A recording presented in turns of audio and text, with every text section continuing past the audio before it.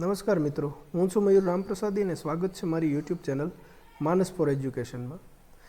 મિત્રો, આજનો આ વિડીયો બનાવવાનો હેતુ એ છે કે જે ડિજિટલ ગુજરાતની અંદર જે અસ્વચ્છ વ્યવસાય ધરાવતા જે બાળકો છે, જેના માતા પિતા અસ્વચ્છ વ્યવસાયમાં રોકાયેલા છે, એવા જે બાળકો છે જેને આ વર્ષથી કેન્દ્ર તરફથી શિષ્યવૃત્તિ એ મળતી હોવાથી આ વખતે ઘણી બધી સમસ્યાઓ થઈ રહી છે. શિષ્યવૃત્તિ જમાવવાનો મુખ્ય હેતુ કે આવા બાળકો છે એને આપણે કઈ રીતના એના ખાતામાં વહેલી તકે શિષ્યવૃત્તિ જમા થાય અને આ સમસ્યાને આપણે કઈ રીતના નિવારણ લાવી શકીએ એ માટે આજનો આ વિડીયો બનાવવામાં આવ્યો છે. તો શરૂ કરીએ. સૌથી પહેલાં ડિજિટલ ગુજરાતમાં લોગિન થવાનું રહેશે. તમારા આઈડી પાસવર્ડથી તમે લોગિન થઈ જશો.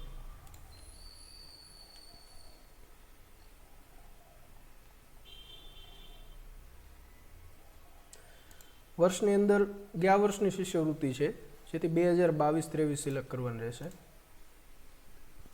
હવે મુખ્યત્વે મિત્રો આપણી પાસે એવા 3 પ્રકારના બાળકો છે કે પહેલા નંબરનું ગણીએ તો જે વિદ્યાર્થીઓનો પોતાના અકાઉન્ટ છે પણ શિષ્યવૃત્તિ જમા નથી થતી.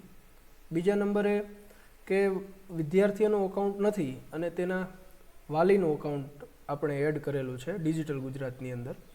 અને ત્રીજા નંબરની અંદર કે જે બેંક છે એના IFSC કોડ છે એ બદલી ગયા છે, જેના કારણે વિદ્યાર્થીઓના ખાતામાં શિષ્યવૃત્તિ નથી જમા થતી. તો હવે સૌથી પહેલાં આપણે એવા બાળકોને લઈશું કે જેને પોતાનો જ નંબર આપણે ડિજિટલ ગુજરાતમાં નાખેલો છે છતાં પણ એના અકાઉન્ટમાં જમા નથી થતા. તો એ ચેક કરવા માટે આપણે સ્ટુડન્ટ રજિસ્ટરની અંદર pre matric PFMS reject accept details એની અંદર જઈશું.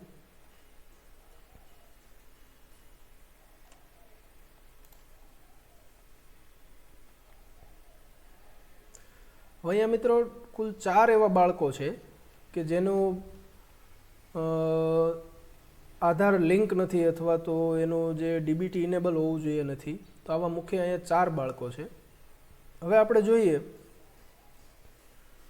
તો સૌથી પહેલાં કરવાનું શું છે કે આપણે વારંવાર વાલી છે એ બેંકે આપણે એને મોકલીએ છીએ, જાય છે, ત્યાં આધાર નંબર આપે છે, DBT ઓન કરવા માટેનું કહે છે, છતાં પણ સોલ્યુશન આવતું નથી. તો આપણે એને DBT મોડિફાઈ કરવા માટેનું કહેવાનું છે. જે જ્યારે વાલી બેંકે જાય ત્યારે ખાસ એ ધ્યાન રાખે કે બાળકને પણ સાથે લેતો જાય, એમનું આધાર કાર્ડ પણ લેતા જાય અને ખાસ તો બેંકની અંદર કે જ્યાં પણ એનું ખાતું હોય ત્યાં એ ફિંગર આપવા જોઈએ. જે રીતે આપણે આધાર કાર્ડની અંદર ફિંગર આપીએ છીએ એ રીતે ફિંગર આપવા જરૂરી છે. જો કોઈ બાળકની ફિંગર ન આવતી હોય તો બેંકવાળાને રિક્વેસ્ટ કરીને અથવા તો એને કહી અને OTP દ્વારા પણ બાળકના આધાર કાર્ડની અંદર જે મોબાઈલ નંબર લિંક હોય એમાં OTP આવે અને એ રીતે આપણે એને DBT મોડિફાઈ કરાવવા માટેનું કહેવાનું છે. એ જ્યારે મોડિફાઈ કરાવીને આવે પછી આપણે અહીંયા બીજા દિવસે ચેક NPCI સ્ટેટસ છે એ ચેક કરવાનું છે. જેવું તમે NPCI સ્ટેટસ ચેક કરશો બરાબર, તો અહીંયા તમને જો એ થઈ ગયું હશે ત્યાંથી તો આધાર લિંક એવું લખેલું આવશે. અહીંયા કોઈ એવું બાળક નથી અત્યારે કે જે કુલ 4 બાળકો બાકી છે, એમાંથી આ 4 બાળકો છે એવા છે હજી જે બેંકે નથી ગયા બરાબર. જેવું અહીંયા ચેક NPCI સ્ટેટસ તમે કરશો એટલે આધાર લિંક અને જે ડેટ જે તારીખે એ લોકો આધાર લિંક કરાવી આવ્યા હશે એ તારીખ છે ત્યાં આવશે. પછી ઓકે આપી અને ફરીથી આ જે આધાર લિંકનું જે સ્ટેટસ છે અત્યારે અહીંયા ડિસેબલ બતાવે છે, ઇનેબલ થઈ જશે. જેવું ઇનેબલ થઈ જાય એવું અહીંયા આપણે એના પર ક્લિક કરી દેવાનું છે એટલે ઓટોમેટિકલી બાળકનું નામ છે એ આ યાદીમાંથી બહાર નીકળી જશે. આ યાદીમાંથી જ્યારે નામ બહાર નીકળી જાય પછી 2 થી 3 દિવસ બાદ એ બાળકનું નામ આપણે જે અહીંયા પ્રપોઝલ બનાવીએ છીએ, જે અગાઉ આપણે પ્રપોઝલ બનાવી છે એ જ રીતે આપણે એનું ફરીથી નામ સર્ચ કરવાનું છે અથવા તો ક્રિએટ પ્રપોઝલમાં જવાનું છે.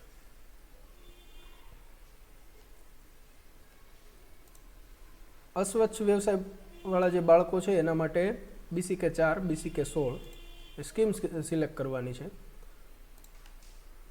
હવે અહીંયા પ્રશ્ન એ થાય કે આ બાળકોની આપણે પ્રપોઝલ છે એ તો અગાઉ બનાવેલી હતી તો બનાવેલી હોય છતાં પણ આપણે એને બીજી વાર બનાવવાની છે. આ એવા બાળકો છે જે બેંકમાં ગયા હતા અને પોતાની ફિંગર છે એ આપેલી હતી, ડીબીટી મોડિફાઈ કરાવ્યું હતું, બરાબર. એટલે આ બાળકોનું નામ છે એ અત્યારે પ્રપોઝલની અંદર બતાવે છે.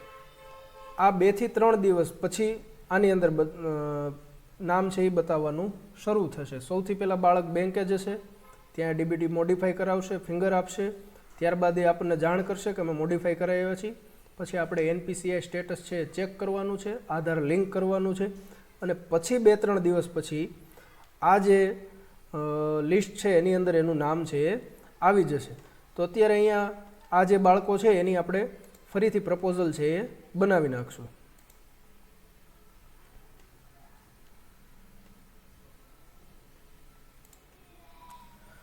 તો આ પ્રપોઝલ છે એ બની ગઈ છે. હવે આપણે ફરીથી એને પ્રપોઝલ લિસ્ટની અંદર જશું.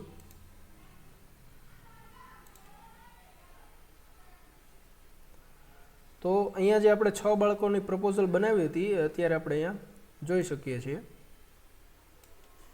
હવે એની અંદર આપણે ડોક્યુમેન્ટની અંદર જશું.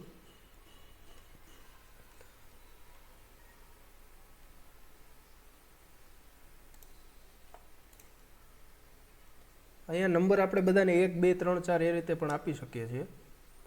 હવે અહીંયા જે આપણે અગાઉ જ્યારે પ્રપોઝલ બનાવી હતી એ વખતે જે ડોક્યુમેન્ટ અપલોડ કર્યા હતા એ જ ફરીથી અપલોડ કરવાના રહેશે. જો તમારી પાસે ન હોય તો એની જૂની જે પ્રપોઝલ હોય એની અંદરથી તમે ડાઉનલોડ કરીને પણ કરી શકો છો.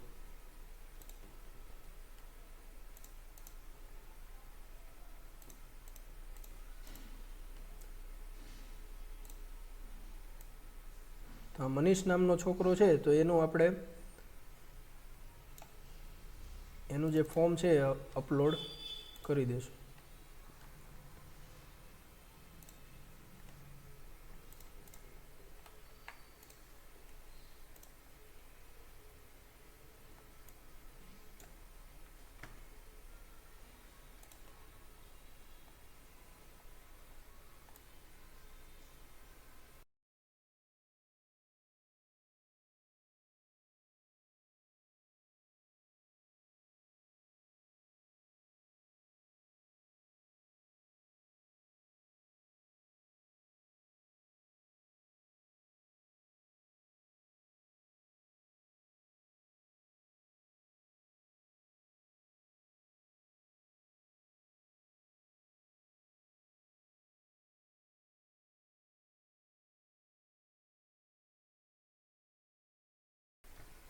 ખાસ ધ્યાન એ રાખવાનું છે કે જે બાળકનું આપણે ડોક્યુમેન્ટ અપલોડ કરીએ છીએ એ ફાઇલને નામ આપી દેવું, જેથી બીજા કોઈ બાળકની છે બીજા કોઈ બાળકમાં અપલોડ ન થઈ જાય. હવે અહીંયા બધા બાળકોને જે ડોક્યુમેન્ટ છે એ અપલોડ થઈ ગયા છે. કોઈ વિકલાંગ હોય તો વિકલાંગનું પણ આપણે ડોક્યુમેન્ટ છે એ અપલોડ કરશું, પણ હાલમાં કોઈ અહીંયા વિકલાંગ નથી. ફરીથી SJED અને પ્રપોઝલ ડિટેલ્સની અંદર તો અહીંયા જે 6 બાળકો હતા એને આપણે ડોક્યુમેન્ટ છે એ અપલોડ કરી દીધા છે અને સેન્ડ ટુ હાઈ ઓથોરિટી. તો હવે થોડાક દિવસની અંદર આ બાળકોના અકાઉન્ટમાં સમાજ કલ્યાણમાંથી કે કેન્દ્રમાંથી જ્યાંથી એની શિષ્યવૃત્તિ થતી હશે એ જમા થવાની શરૂ થઈ જશે. હવે બીજા નંબરની અંદર જે આપણે વાત કરી હતી કે જે બાળકો છે એનું પોતાનું અકાઉન્ટ નથી અને એના વાલીનું અકાઉન્ટ છે એ આપણે નાખેલું છે, તો એવા બાળકો, અને જે આપણે ત્રીજા નંબરનો જે વાત કરી હતી કે ઘણા બાળકો એવા છે કે જેનું બેંકનો IFSC કોડ છે ચેન્જ થઈ ગયો છે અને એના હિસાબે એ લોકોના ખાતામાં શિષ્યવૃત્તિ નથી આવતી. તો ફરીથી આપણે એવા બાળકો જોઈ લઈએ. તો એના માટે કરવાનું છે મિત્રો એવું કે જે બાળકો છે કે જેના વાલીના અકાઉન્ટ છે અથવા તો એનો IFSC કોડ ચેન્જ થઈ ગયો છે, તો અહીંયા આપણે માનો કે જોઈ લઈએ કે અહીંયા દિશા નામની જે વિદ્યાર્થી છે તો એના માટે આપણે સ્ટુડન્ટ રજિસ્ટરમાં જઈ અને એડિટ સ્ટુડન્ટ એન્ટ્રીમાં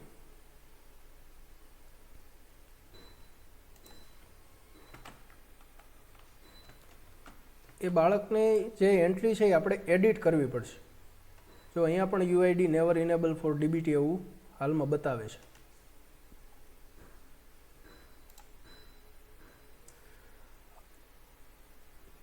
હવે આપણને એવો પ્રશ્ન થતો હતો કે આપણે એકવાર પ્રપોઝલ સેન્ડ કરી દઈએ પછી એની અંદર એડિટ નથી થતું, પણ એવું નથી.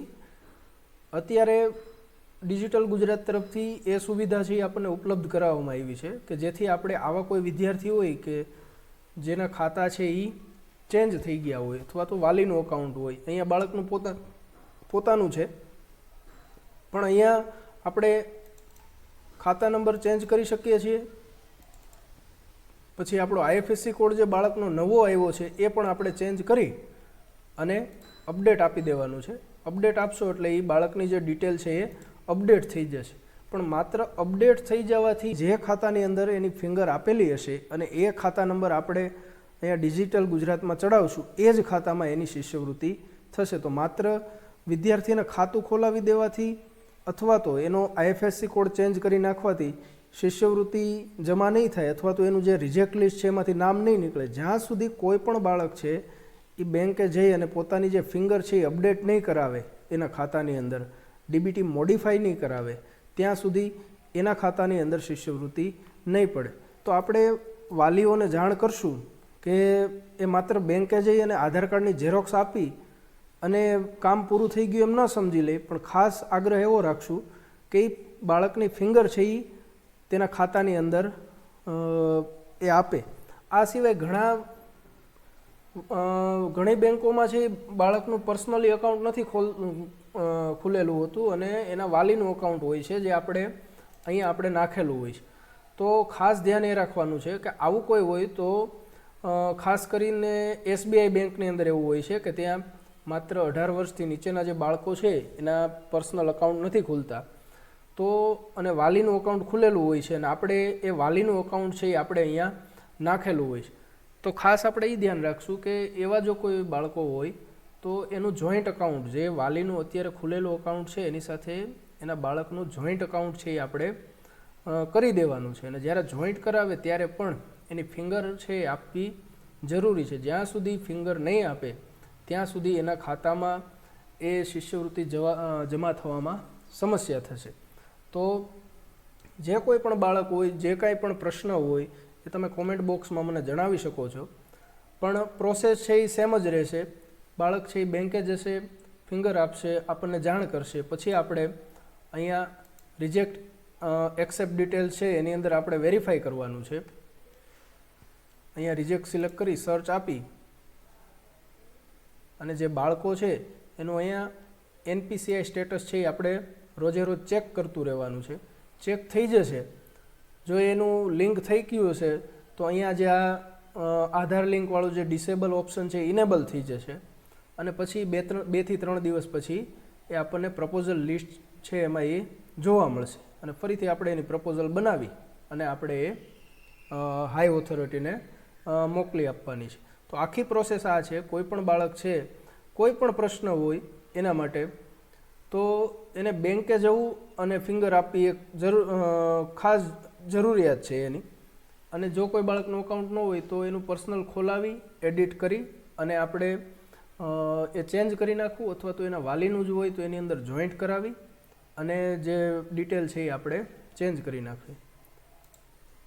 આ વિડીયોની મદદથી મિત્રો તમને કોઈ મદદ મળી હોય અને તમને ઉપયોગી લાગ્યું હોય તો ચેનલને સબસ્ક્રાઈબ કરજો અને બીજા શિક્ષક મિત્રો સુધી પણ પહોંચાડજો જેથી એ લોકોને પણ આ મુશ્કેલીમાંથી વહેલી તકે એ લોકો બહાર નીકળી શકે. આભાર.